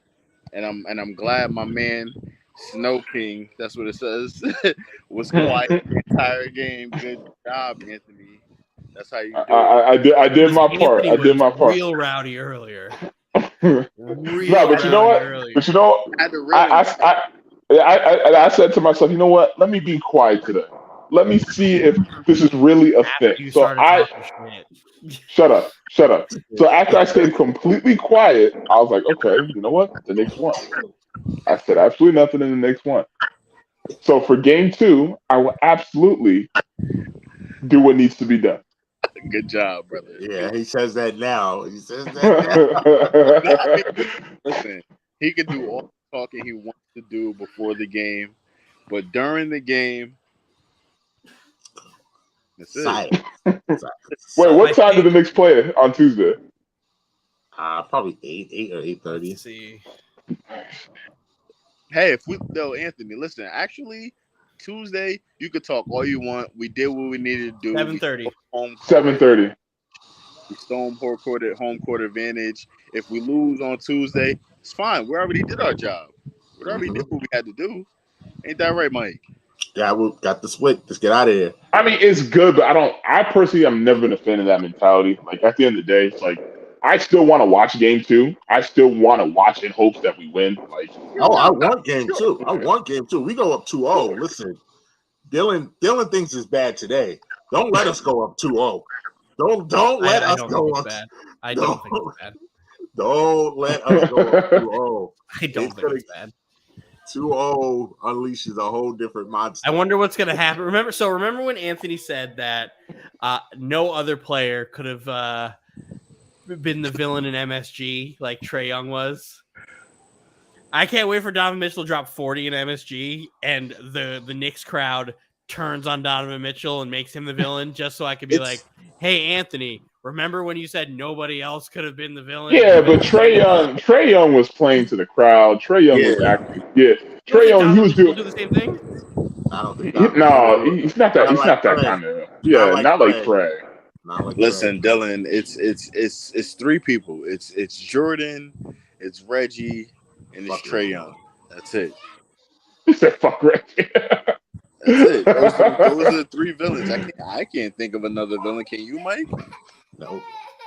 I can't. That's it. Outside of Paul Pierce, because I do not like your disdain for Paul Pierce has to stop, man. No, but Paul Pierce is also a notorious Nick killer. He's a notorious Nick killer also. But he killed a lot of people. This is why I don't understand why people don't like Paul Pierce, because he killed a lot of people besides the Knicks and LeBron. No, but he did kill us a lot, though. He killed us a lot. I mean, we're in the same conference. I mean, he's not on the level as Jordan, Reggie. Nah. I don't think Trae's on Paul Pierce's level yet because he only did it a couple times, but it's not here on that level. The bow in the garden at midcourt. That's almost. That was awesome. That's almost equivalent to the choke sign by Reggie to Spike. Never forget. It's quiet as fucking here. It's quiet as fucking here. Yes, that was awesome. Yeah, tell me another moment, Dylan. There is none. It's Jordan. Well, it's been a while, so what moment am I supposed to pull out? It's been a while. Saying, it's Jordan, it's Reggie, it's Trae. But even in the 90s when the Knicks were going to the playoffs faithfully, it's Jordan, it's Reggie, then Trae. You can't even think of the anything with when Melo did the playoffs. He went a couple times, but the only thing I can think of is the Roy Hibbert block. But that's not even as cold as Trae. Still. No, and then everybody already hated LeBron, so win that run too. So that was LeBron's villain run as a whole. So it wouldn't have taken precedent in the Garden. I don't even want to talk about that. Mike already has his opinion on that. We're not doing it. You're on vacation. Yeah, man. We got the swim up pool here, man. We chilling. Bing bong, bing bong, bing bong. Yes. Okay, Mike. And that should look nice. That pool does look nice. Have you guys been on James? James got the chest out. He's got the beef popping out. Did you see James's TikTok that he did? The reel that he did? No. Oh yeah. I'm on Instagram, but I'm not on Instagram. I'm only on Instagram for our chat. I'm never Go check it out. To my story. It's there for another few minutes before it disappears for 24 hours. Go on it, Dylan, and see if you can save it, and then we can use it for every time the Knicks wins. And it'll make sense when you see it. Why? Dylan, do you know Dear Silas? That's what that is. Nope. Oh, he's looking.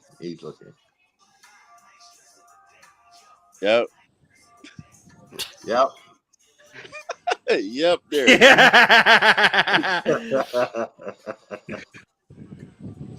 So, okay, James.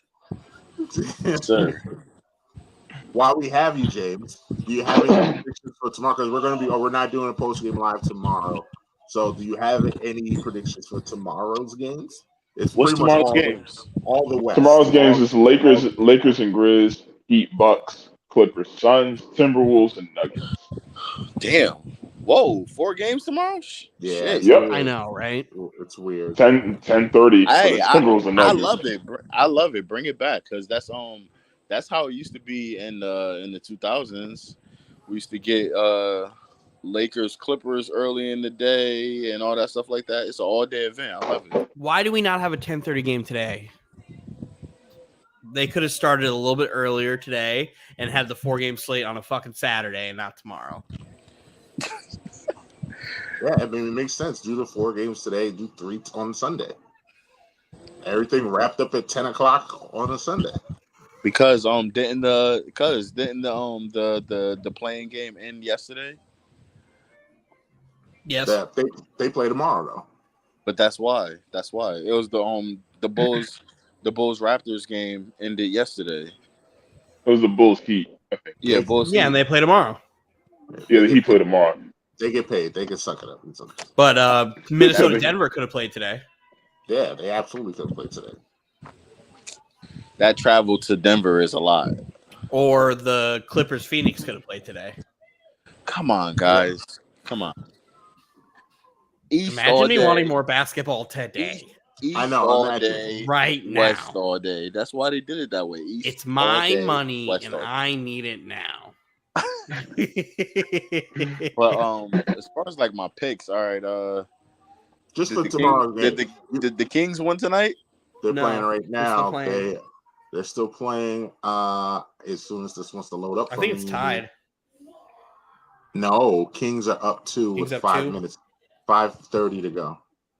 Yeah, I just got out of timeout now. Excuse me, check that. Klay Thompson for 3. What? I need the Kings to lose in a blowout fashion so we can kind of like prove our point to Anthony, but they're fighting, so I'm kind of like. There's that Klay Thompson 3. No, Anthony, we just got done talking to Anthony about how he was calling us pussy for not wanting to take this bet. It's not a good bet, man. The Kings, they are a Cinderella story. You know, they did their thing during the season, but I think right now game 1 is that the game 1 is in it's in Golden State or is it in Sacramento? Sacramento. They got home court advantage. It's a madhouse in here. Yeah, so Sacramento is on fire. This is their first playoff game in 17 years? Yep. 18? Was it 18 or 17?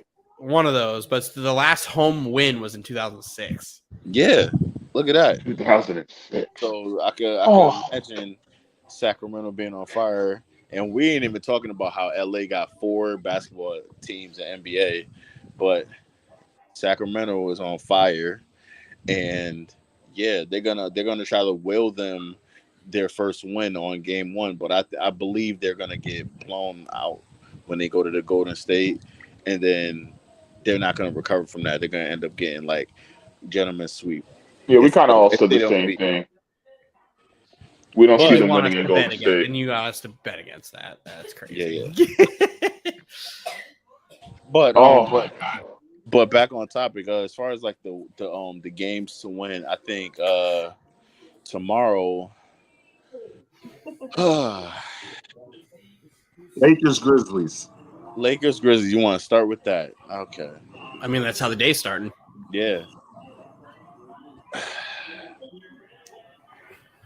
Man, I'm gonna say the Lakers are gonna shock the Grizzlies. Game 1. When James and I are on the same page. Hey, there you go. What's game 2, Mike? Heat Bucks. If the Heat could get their shit together, man. If they could get their shit together, they go win. Is Bam Adebayo washed? Who knows? If they can get their shit together, I'm going with the Heat. I'm going to pick the Heat to beat the Bucks 1. What's game 3, Mike? Clippers Suns, I believe. Clippers Suns. Clippers Suns. No PG. Phoenix taking game 1. They're home. They're healthy. KD's back. I'm gonna say Phoenix game 1. And game 4. Minnesota, Denver. Denver's gonna take game 1. We disagree. I Said think that with Minnesota's conviction. game 1. Yeah, I think Minnesota's taking game 1. Nah, I don't think they're gonna take game 1 because Denver, they're also healthy. I'm sorry, James. This is a basketball game. Steph just hit a crazy corner 3. Ooh, I just saw it. And De'Aaron Fox just came down and hit a 3 on his own too. This is a ball game. Kings are up 1, but go ahead, James. I already picked my picks, and on that note, I'm gonna let y'all go and watch the rest of that game. All right, we'll see you. Thanks for jumping in. Yeah, enjoy your trip, man. Enjoy your trip, man. Hashtag Knicks tape from the DR. All right, fellas. See ya. Yeah, I don't know what you want to do, Dylan. I mean, I'm done. That was a great surprise. Yeah, that was fun. Got a lot of surprises there. How many people tuned in today? We had 4 jump in today. Yeah, 4. 4 jump in. 6 if you count Jalen and Mila. Yeah. Mila He's doing it. Jaden's back. Jaden's still back there. Back and never left. Yes, Jaden. So, all right. Yeah, I mean, there's 3 minutes left, but no, we'll wrap it up. Is that Dr. Disrespect sitting in front row? That's funny. God, what is that NBA link again? I keep forgetting to save. We're not going to say streams on live while we're live. We're not doing that. That doesn't. I'm watching it legit on ESPN.com with my cable provider. I'm watching on ABC thanks to my cable provider. This is post game live, so we don't do solos. I hit you with the bing bang, bing bang. And with that, make sure to tune in. This week we'll have a special tribute episode up, and yeah, we are out of here. Put that thing down.